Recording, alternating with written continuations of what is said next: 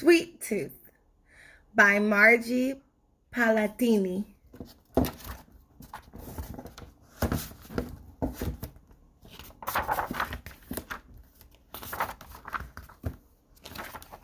Sweet Tooth.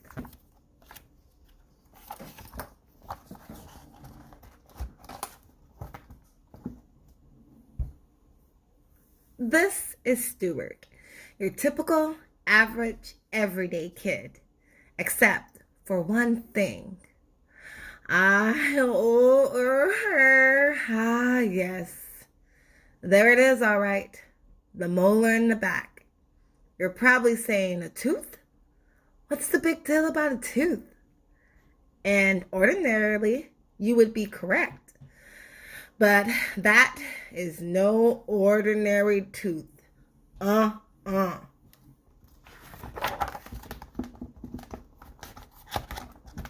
This is Stuart's sweet tooth. One nagging, annoying, demanding, blah, blah, blah. Enough with the yanking. I need a candy bar now. Oh, very loud sweet tooth. Does it have that gooey stuff in the middle? 'Cause it's gotta have that gooey stuff in the middle. There, said Stuart, through a smeared kisser and a gulp. Satisfied? Ah, sweet! Yes, a tooth that wants what it wants, when it wants it, and lets everybody know it. Take, for example, 2 years ago at cousin Charlotte's wedding. Stuart was his best behavior. His shoes were shined, bow tie straight, hands were spotless. Grandfather had just lifted his glass to toast the bride and groom when, I'm falling asleep here. Come on, move it along, Gramps. Cut the cake. Time to cut the cake. I want the end hunk with all that icing. I don't know him, muttered Mother through a gritted smile. He doesn't belong to me, said Dad under his breath. Who is that boy? Muttered Grandmother. Stuart wiped the pink rose from his lips. It's the sweet tooth. It was not a pretty picture. The tooth was no better behaved in school. Stuart had enough detention slips to wallpaper his room. Why, just 2 weeks ago. Who can tell me the capital of North Dakota? Asked Mrs. Finnegan in geography class. Jelly beans, said a muffled voice from the back of the room. Did you say something, Stuart? Asked Mrs. Finnegan. Licorice! Stuart, I'm afraid I can't hear your answer, said Mrs. Finnegan. Lollipops. You're going to have to speak up, Stuart. Hey, I'm dying here for a couple of chocolate peanut butter cups, okay? Detention slip number 432. But I'm telling you, it's not me, said Stuart, as he was led away to the principal's office. It's the tooth. The movies. You don't really want to go there, do you? Not with Stuart anymore. Shh. Was somebody pass the yummy gummies already? Shh. Don't look at me, chewed Stuart. It's the tooth. And of course, there was the unforgettable Easter basket mishap. Now that was really ugly. That Sunday a.m., the family awoke to find jelly beans littering the living room. Marshmallow chips were missing. The trail of crumpled yellow foil wrappers led to one person and one person only. Oh, Stuart, cried a disappointed mother and dad. I can't look, whimpered his sister, Allison, closing her eyes. Those chocolate bunnies never had a chance, moaned Stuart, rubbing his belly, aching stomach. It was the tooth. Hey, can we stop going down memory lane here and open up that bag of cookies? That's it. I've had enough, cried Stuart. Enough? I haven't even had one. No more cookies, shouted Stuart. No more candy. No more cake. No more nothing. There's no more anything, said the tooth. And who do you think you're kidding, kid? Bring on those chocolate chips. Stuart sighed. What choice did he have? He was a boy with one big sweet tooth. He tore open the bag. He grabbed one, then 2, 3, 4 cookies. He opened his mouth. Come to Papa, shouted the tooth. Stuart stopped.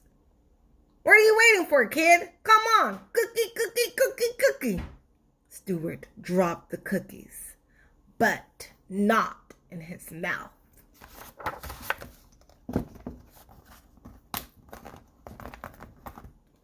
It's over, Tooth, said a suddenly determined Stuart.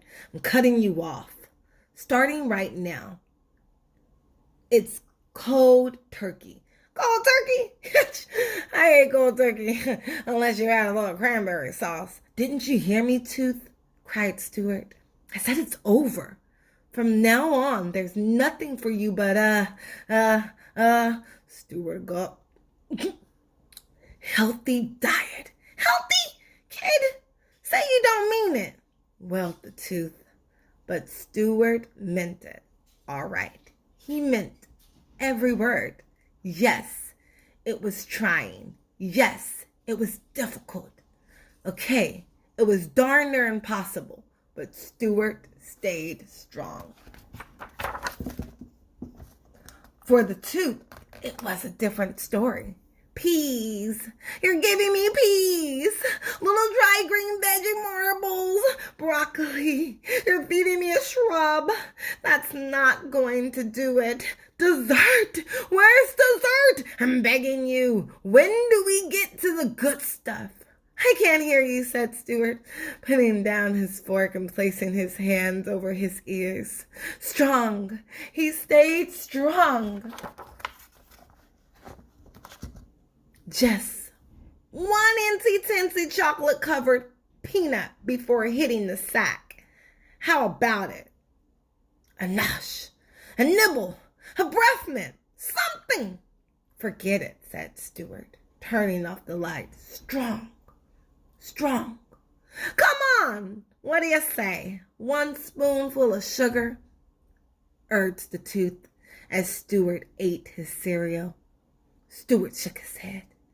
The tooth was losing its grip, and it knew it. A drop of chocolate milk, 1 measly little crumb. No way, said Stuart, very strong. Hey, watch that toothbrush, shouted the tooth, and keep that tongue of yours on the other side of your mouth, trying to wiggle me out of here, huh? Well, I'm not going, kid. I'm not going anywhere. Do you hear me? Do you hear me? Stuart brushed, flossed, gargled. Ugh! Moaned the tooth weakly. He's not hearing me. I'll get you for this, kid. Stuart smiled. He was winning. Oh, yes, he was winning. 3 days passed. The tooth was quiet. Very quiet. Almost too quiet. But Stuart wasn't thinking tooth. He was thinking baseball. It was the biggest game of the season. Bottom of the 9th. Stuart was at the plate. Runners were on second and third. 2 outs, 2 strikes. The crowd was on their feet. The game was on the line. Stuart's team was down by 1 run. The pitcher went into his windup. There was a hush from the stands. A big, fat fastball was headed for the plate. It was all up to Stuart. And then, boy, could I go for a hunk of bubblegum right now. Swing, swish, ee! Strike 3, yelled the umpire. You're out. Gotcha, said the tooth. Now go get me some goodies. I'll get you goodies, mumbled Stuart, dropping the bat. Home he marched, into the kitchen, straight for the refrigerator. He yanked open the door, rustled through the vegetable bin. He flung lettuce, he tossed tomatoes, he hurled a head of cauliflower, and then he pulled out a carrot. That's right, a carrot. It's over for you, Tooth, announced Stewart, definitely lifting the carrot above his head. What are you going to do with that? Asked his wide-eyed sister. Stewart grinned. He opened his mouth wide, very wide. Kid, no, not the carrot, not the carrot. Yes, the carrot, shouted Stewart. No, kid, no. Allison covered her eyes. Am I too young to be watching this? Closer, closer, closer, and then crunch. Ah! So long, sweet world. Long way to go. Done in by an orange veggie. Stewart rubbed his jaw. He stared at the carrot and the tooth. It was over. What's going to happen to it? Asked Allison as she followed her brother upstairs to the bedroom. Stewart placed the molar under his pillow, then looked at his sister. Who knows, he said, with a big smile. That's the tooth fairy's problem. Wah, wah, cried the baby teeth. Woof! Yapped the canine. Please be quiet, said the wisdom tooth. I'm trying to read. Pipe down, wise guy. What does a sweet tooth have to do to get an ice cream sundae around here with hot fudge and throw some sprinkles on it while you're at it? The tooth fairy sighed. Rotten teeth. And that is the end of another great read all about the sweet tooth. Thanks for following along with me, and may you have a great day.